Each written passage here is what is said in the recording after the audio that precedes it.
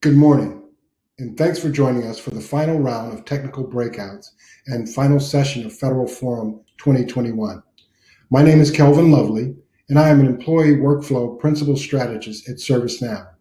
Today, my colleague and I, Lisa Getz, are going to discuss managing a safe and efficient federal workplace, supporting Memorandum M2115.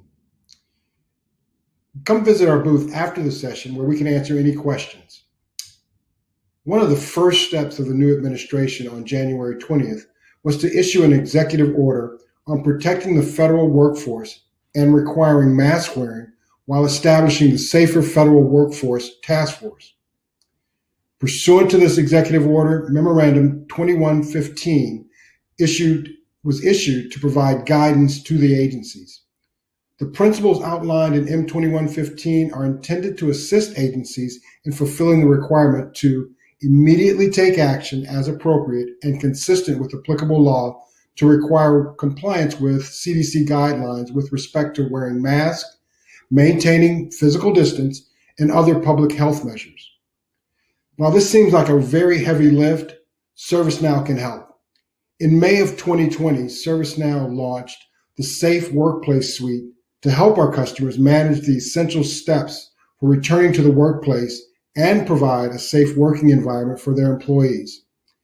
These applications, along with our Safe Workplace Service Delivery solution, closely align to the model principles and can assist agencies in managing a safe and efficient workplace while implementing their plans on an accelerated timeline, as time is of the essence. I'm now going to turn this over to Lisa to outline our Safe Workplace Suite and how it aligns to the model principles outlined in the Memorandum M2115. Before I do that, I'd like to just cover one other aspect. In managing the safe and efficient workplace, there are several items that you need to consider. And as we jump into this, Lisa's going to go through those principles and show how they align to our solution. Lisa? Thank you, Kelvin. And hello, my name is Lisa Getz. I'm an advisory solutions consultant for ServiceNow, and I specialize in the federal and DoD workspace. And as Kelvin was mentioning, the guidelines that we received or that were issued by the government were covering a variety of areas. And what you're seeing right now is a list of some of the highlights from these areas, and especially how we can align them with those the federal workplace federal guidelines as well. Now, the first is to be able to create and manage a COVID-19 coordination team. And we're going to provide you tools to allow your executives, your supervisors, and sponsors to have ready information in the form of a dashboard to see and gauge the readiness of not only your employees, your workers, your contractors, anybody who might be reporting to a base, but also the readiness of the facilities themselves. Is there enough PPE equipment? Are there any cases that are being reported? And we also have integration with the CDC to superimpose the current CDC status of safety in those physical locations. I'm also going to going through showing you how we can also pull out or issue things like privacy consent forms, being able to survey your employees to see what their readiness level is. Are they in quarantine? Do they have symptoms? Have they been tested? And if they haven't, how can you partner with your testing providers to give them a one-stop shop where they can also sign up for tests as well? What about traveling and visitors? Are your employees, and again, when I'm talking about employees, these are all of your users, either active employees, visitors, these could be contractors. Are they traveling to other locations? Are visitors coming onto your base? And are they passing screening as well to allow them to get into those bases? How are you also tracking your personal protective equipment, face masks, gloves, anything else that could be related to that? Do you have enough quantity on site? When you're dealing with the locations themselves, are you going to have a phased approach of allowing people back into your organization? Are you going to have shifts, for example? So 9 to 5 or 9 to 12, you can have your first shift. and then later on in the day, your second shift, so that you can stagger people coming in. We can allow you to help with that, and also to promote physical distancing by specifying what locations you will allow people to sit in, for example. Also, the maintenance of those facilities, those extra steps for environmental cleaning and making sure that those places are safe and ready for occupancy. In addition, for those spaces, we're going to allow them to make formal reservations so that you have visibility on the number of people who are coming in, what is scheduled as well, and allow them to be able to report issues about those spaces. So, for example, if there's a problem with the air filtration system or the ventilation system, they can quickly submit a request for that. We also have a contact tracing model so that it can gather information from a variety of sources, from manual, where people are reporting people who they've been in contact with, through being able to integrate with things like Office 365 to see what meetings have taken place and who was attending those meetings in case there is somebody who is tested positive for COVID, as well as partnerships with handheld devices, being able to pull information from who was using a particular Wi-Fi spot, and gathering that information together. So if there is a case that is reported through screening or also self-reporting, we can make sure that your contact tracing team can notify those other people to recommend testing. Also, the ability to support telework and remote work by formalizing your procedures, allowing you to share that with other people in your organization, and even doing a formal request for remote working as well. So we're going to go through some of that in our system. And I'm also going to be looking at this from a variety of perspectives that also are supported. Some of the major roles that are in this position are including your commanders, your executives, your supervisors, the high-level owners of the process. And we're going to help them by allowing them to have visibility across all those actions, giving them dashboard types of reports, real-time data of sentiment analysis. Also other types of metrics on whether or not there's enough quantity of PPE equipment on site. What sites are ready, what sites might not be ready. We'll also look from the civilian, the employee, the warfighter, the contractor perspective, all of these self-service capabilities that they can do on a mobile device or on a desktop in the form of our service portal or our employee service center within ServiceNow. These capabilities are also going to be available. We'd like to make sure that we allow your employees who are on the go to have that quick mobile access, and it will give them easy, quick access as well. Plus, all of our surveys and other types of notifications can be pushed proactively through email, through text messages, even through pop-up alerts on somebody's watch if their notifications are on. Plus, we'll be helping out the task force. These are the people who are making sure that health screenings are being monitored. They're making sure the facilities are ready. They are tracking the types of cleaning activities that are taking place for those facilities. So let's move up to the first item, which is our executive dashboard that is going to provide your decision makers with a full view of the readiness status. What you're seeing is a combination of things on this particular slide. First, we've brought in CDC data. So you're seeing my cursor in the upper left-hand corner. We can bring in a nightly feed of overall readiness that's being represented by these high-level bubbles across the country, across the world. Each one of the alerts in red and green are representing your locations, your sites, and we can have you drill down to a very granular detail of that city to be able to see those particular locations. As we drill into one of the locations, I can start getting analytics that can help me as a decision maker find out the readiness level of the team. What is the overall employee readiness, and how have people been responding to surveys? Are they ready to return to work?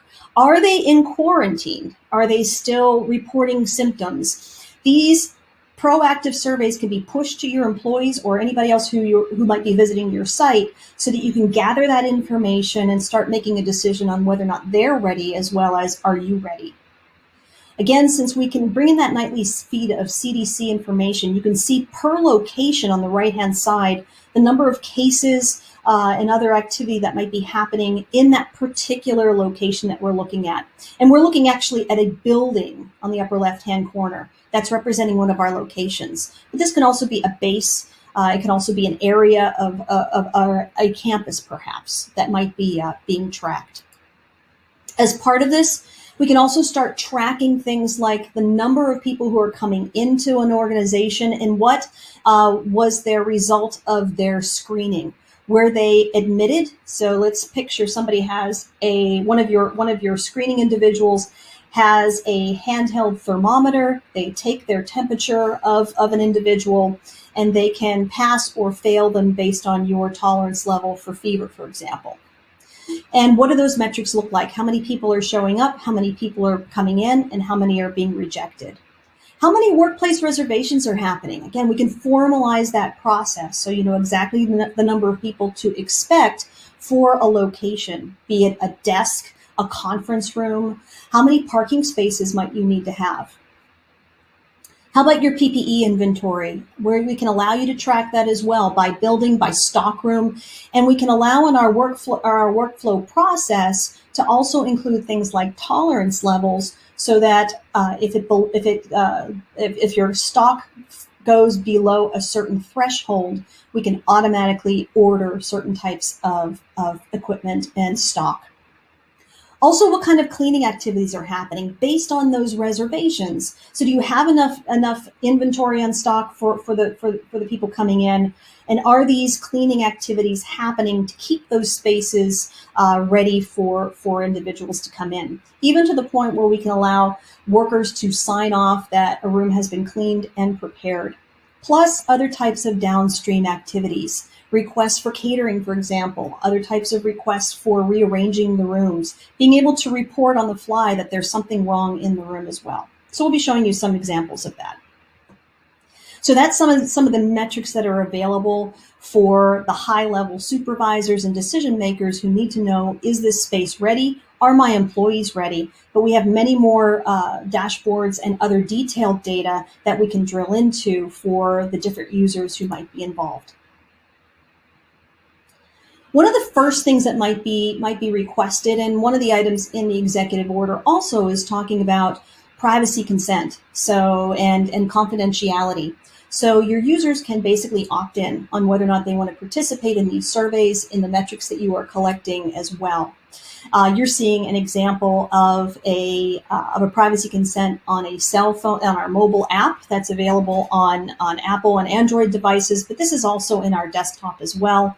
The language and the legal language that is being presented here is configurable by you, and you can make decisions on how you wish to present that. You can also require this to be done in order to come on to the site. Those will all be decisions that you could be making during your implementation. Another area where we could start collecting information from your employees, or you could start collecting this information, is in the form of a readiness survey. This can be pushed out to our service portal, to our employee service center. It can be emailed. It can also be pushed out on a mobile device so that your users are notified and alerted that they need to respond to a particular survey. And the contents of the survey is also going to be up to you. What kind of information do you want to collect? What is the most useful for your team to start gauging readiness? And you have unlimited numbers of surveys and groups of employees who might be responding to these surveys. And again, this is also going to be available in our ServiceNow mobile app. An example of what this would look like is, for example, you might be asking, have you traveled within the past month? Yes or no? Are you experiencing any symptoms right now? So we're also looking at things like, are they in quarantine? Do they have symptoms right now? What's their overall health status? So we can collect that information and then be able to use that for those metrics and those sentiment analytics you saw a little bit earlier. In terms of testing and reporting, we can allow you to partner with your testing providers so that in that same app, they can not only set up a COVID-19 diagnostic test, But as vaccinations are occurring, they can even report whether or not they've had a vaccination. Was it their first or second dose for these multi-dose types of vaccinations? When did they receive that vaccination? And they can even use, for example, their phone camera to take a photograph of their vaccine form. These are all types of capabilities that you can opt into to be able to also start finding out, has vaccinations occurred? And is that a factor of getting back onto the campus or your base or your other locations? So you can also use that as well. So in terms of testing and reporting, we can track this from a variety of ways as well. When we're allowing folks to come into the building, they might be being screened as well. So I mentioned earlier a little bit about this idea. The folks in the lobby might have a screening capability where they have a handheld device, they're taking a temperature, they can look up the particular individual, take their temperature, enter it into our system, even through the mobile device. And if they passed, they can also get a QR code that can be scanned and recorded that they can come in. If they fail, then entry could be denied. Now, we can use this in a variety of ways. This could be a self-attestation that happens every day. We can push them a text message saying, how are you feeling? Are you within these guidelines of not reporting symptoms, and describe what they are. If they attest that they are okay, if they have their vaccination, if they have also reported that they are ready to come back to work, then we can also push them a QR code that they can use to speed up the screening process as well. So again, we can also do that with not only your employees, but also with visitors. So we can ask them to self-screen, self-attest before they come on to your base or your campus.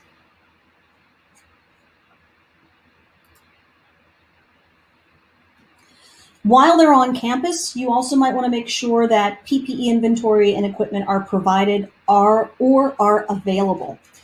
Not only can you track the overview of the inventory, how much inventory has been consumed, how much is in stock, what might need to be ordered, and what is in transit, in flight, coming to those particular stock rooms, what is in use right now. We can also allow your users to request equipment as well directly from the mobile app. So in this example, they can request masks or gloves or other types of sanitizer, for example, hand sanitizer. And we can allow you to see that in a dashboard view for your Safe Workplace Task Force, your facilities managers, and also those requests can come from a desktop or our mobile application.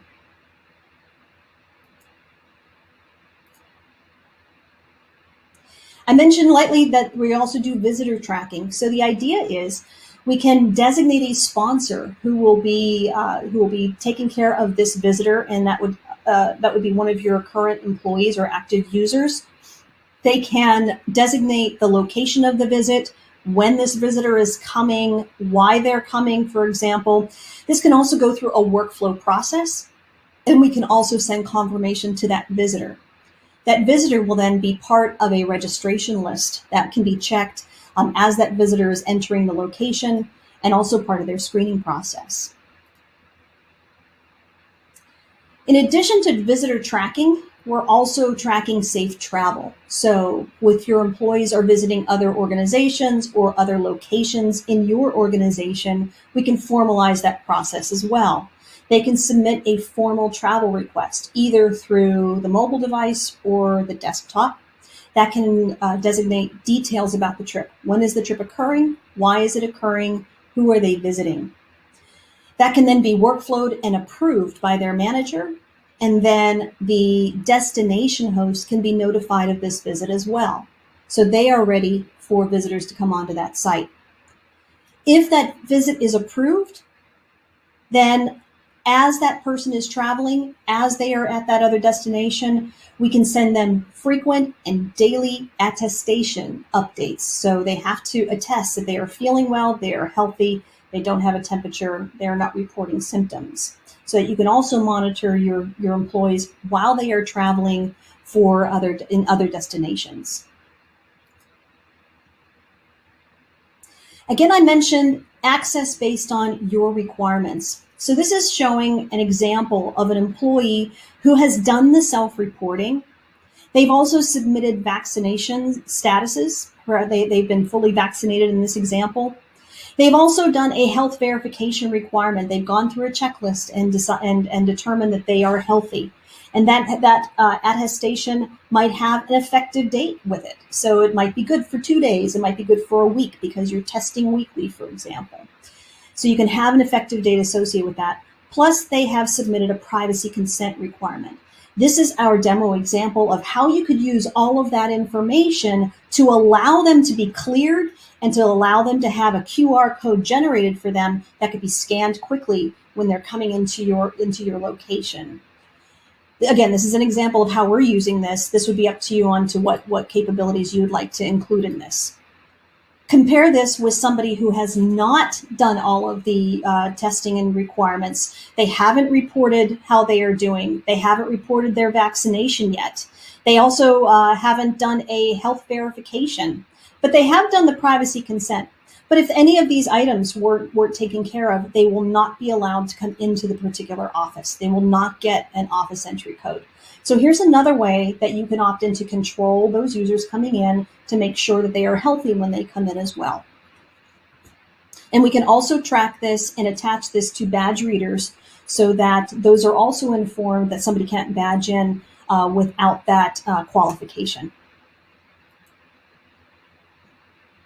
When we start looking at, so far what we've gone through is looking at some of the metrics that were available to show your commanders and your supervisors the readiness level. We went through some different examples of how users can submit their current safety status and some of the ways that you can collect that information for those metrics. Now I'd like to take a look at also is the Safe Workplace Task Force and how they can also be maintaining those facilities and the type of information that's available to them to make sure those facilities are safe. So in our workspace management, we're also allowing you to schedule employee shifts so that you can control the volume of people coming in. They can be assigned to a specific shift that they must adhere to when they're making reservations for spaces. We can also automate those cleaning tasks and other trickle-down types of tasks that result from making a reservation, and also give you insights on the levels of activity that are happening. This can also be extended to things like making sure that those workspaces are configured correctly. If you have a lot of conference rooms and you're seeing a lot of that they're not being used, that you're getting more 2 and 3 people tables that are being needed or individual desks, you might want to use that data to repurpose some of these rooms. Or maybe the opposite's true. Maybe you're having a big call for conference facilities with limited access and occupancy, so that you can also use that to determine how those spaces are being used and how they can be configured the most effectively. What we can also do is, again, allow those users to make reservations. And this is an example of a user, one of your employees, one of your contractors, being able to see the different types of conference rooms or desks, or perhaps this might be parking spaces, anything that you'd want to formalize to capture that reservation request. In this case, I have a series of filters on the left-hand side. In this case, I'm making a reservation for a conference room. And on the left-hand side, these filters are allowing me to request rooms of a certain capacity. So we're already starting to control occupancy, for example. We can also request other services. So show me all of the rooms that have a monitor or that have a conference phone or a projector for my meeting. And then you can also see all of the available rooms for that particular date and time. I can also view this I can also reserve this information and also add special requests. Again, these data elements will be up to you on what other information and other options you might want to collect. This could be requesting that the room be reorganized on top of the automatic cleaning tasks that are now being generated as a result of this reservation. I can specify how I want that room to be organized. Is it wheelchair accessible, for example? Do I need catering?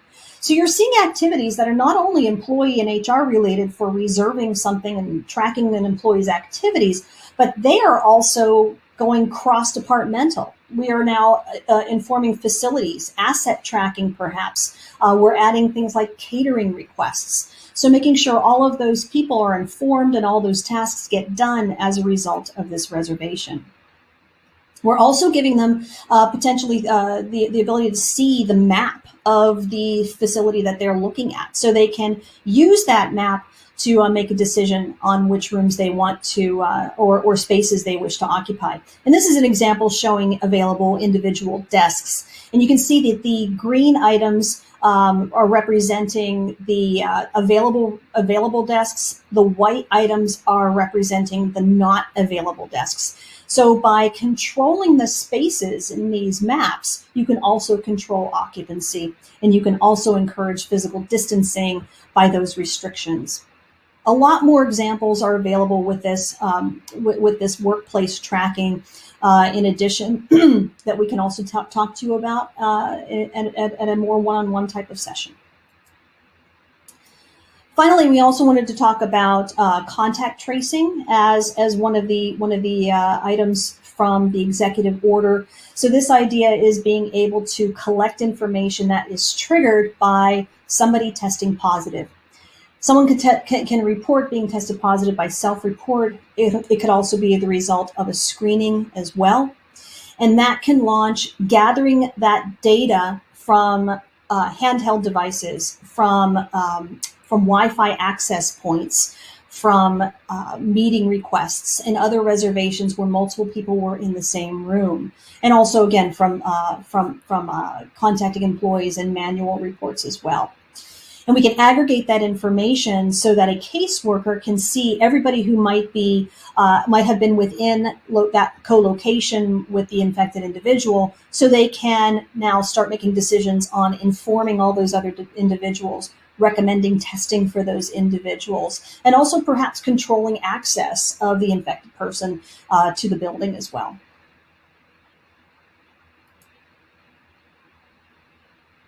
We had one other point that was also available in our solution that can also allow you to provide policies and guidelines on telework. So those could be pushed out through our knowledge articles, as well as being able to incorporate your requirements for requesting or formally requesting telework. So in this example, perhaps I'm an individual and I'm interested in finding out what your organization's policies are in telework. I can do a Google-like search for the word telework, and it can show me all of your policies that are available with live links to things like perhaps sessions or training on what might be needed to qualify for telework. And in this case, I also have a related item that is a formal request that I can send to my manager requesting telework. And I can qualify that by attesting that I've received the appropriate training and I have the right setup in my home to manage teleworking. And also related to the reservation process is also the ability to report any type of issues for ventilation, air filtration, or something that might be wrong in the room or missing from the room. These requests can be added directly to our service catalog so that those reports can be made by the individual who's experiencing that. We can add attachments or photographs of the item that might not be working, perhaps the air filtration or the ventilation system isn't working, and identified and connected to the reservation itself. And those can be also taken care of as well. So what we've just gone through is really talking through the different examples and the different alignment that we have with the M2115 guidance from the White House. And we started with being able to show you that map that can help your COVID-19 coordination team be able to make decisions on overall readiness, in addition to different policies and also knowledge articles that can also be pushed to your employees, talking about their return to work and other types of current up-to-date news from your organization. We showed you how a user can fill out a privacy and confidentiality agreement so that they can participate and their data can be used in the metrics that you might be collecting. And we showed you surveys that can be getting an idea of what's happening with your employees. Are they still in quarantine? Are they reporting symptoms? We talked about how you can partner with testing providers and also track the visitors and also your employees who might be traveling to other locations. And also how you can start putting a formal reservation process in so that your employees can come back to work in a controlled way that can allow you to control for physical distancing, that can make sure that you have enough PPE equipment on hand, and allow them to order equipment directly from their handheld device that they like. We can also make sure that those spaces are clean and that they can also report any kind of issues that might be happening with those spaces. We also talked briefly about contact tracing. So getting all of that information collected about where people are, what reservations do they have, and how do they respond to the screening that might be launching contact tracing cases to make sure that everybody is informed that they might need to take special care. And also helping to support your teleworkers, making sure that they have the information they need, have their requests, and also having the requests go through a formalized process. That's all supported by our safe workplace capabilities that you're seeing represented right here. So that's a little summary of how we can help your organization safely reopen with the Safe Workplace Suite. And what you're seeing right now are the major items that are in the Safe Workplace Suite, including the readiness surveys, the workplace safety management, the health screening and PPE inventory tracking, contact tracing and testing, as well as vaccination status, which is our most recent addition to the suite, tracking travelers and visitors, and being able to present that in our Safe Workplace Executive Dashboard.